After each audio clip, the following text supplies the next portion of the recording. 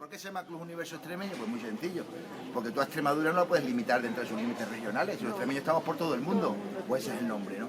Y entonces nosotros principalmente queremos fortalecer los vínculos de los extremeños y sus descendientes con Extremadura. Ya está.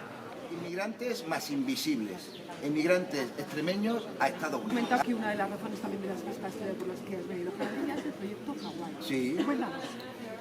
Bueno, realmente el proyecto se llama Proyecto Arpalión, Inmigración Extremeña a Hawái, 1907-1913. ¿Cuál es la base de ese proyecto? Pues muy simple, la base de ese proyecto es que Extremadura es siempre ignorada a todos los niveles, ¿vale? Entonces, simplemente, este verano, el verano pasado, con el confinamiento, pues vi una noticia en el Centro Cultural Conde Duque de Madrid. Había una exposición sobre emigrantes españoles a Estados Unidos, ¿vale?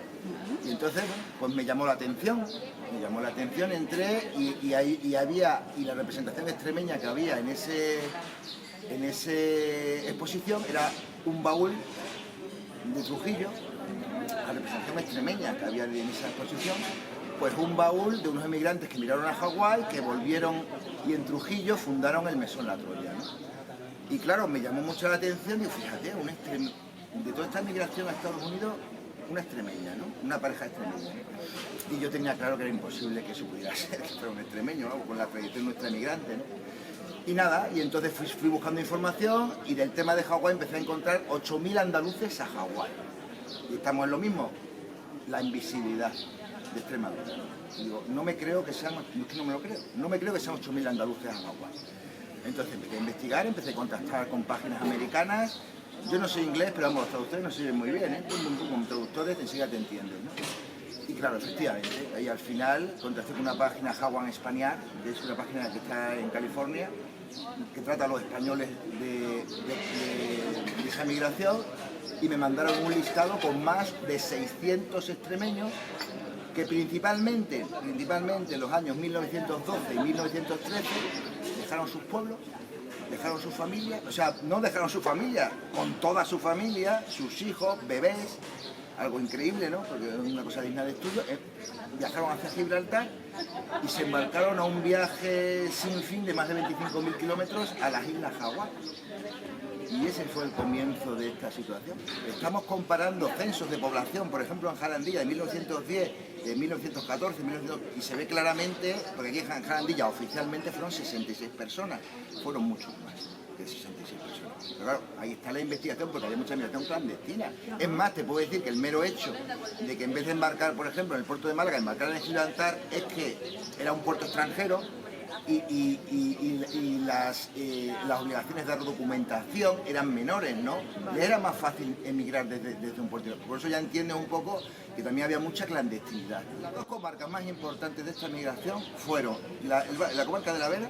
Hay emigrantes de Madrigal de la Vera, de Villanueva de la Vera, de Jaraiz de la Vera y del Valle de la Laguna, de Montermoso, de Guijo de Galisteo. Guijo de Galisteo es el primer pueblo con más de 100 y pico emigrantes.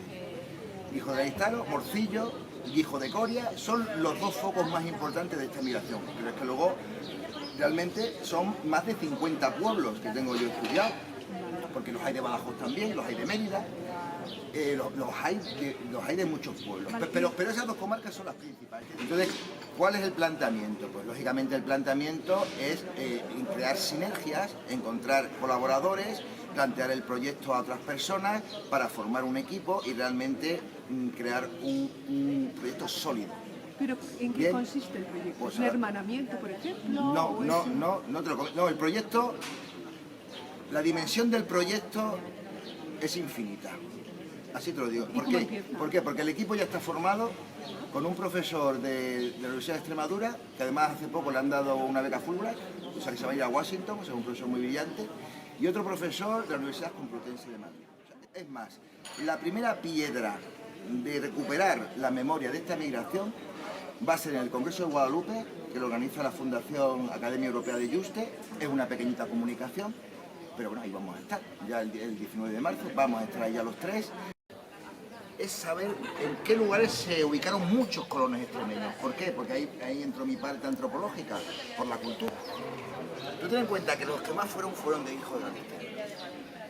El habla de Quijote de Guistero es un habla asturleonesa.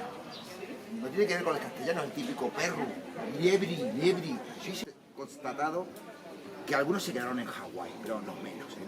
Todos se fueron a California, ¿sabes eso?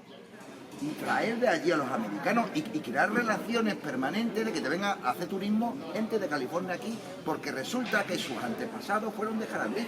A veces hay menos habitantes, entonces atraerlos aquí de muchos niveles, lo que hemos hablado de la migración extremeña a Hawái.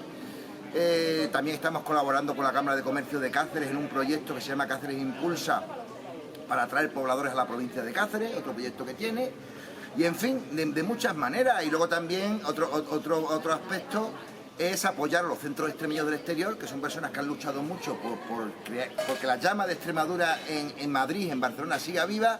Los queremos apoyar de Extremadura, queremos llevarle grupos, queremos llevarle actividades y que ellos vengan a Extremadura, apoyarles para que venga un autobús de Extremadura. En fin, son infinidad de cosas y en eso estamos.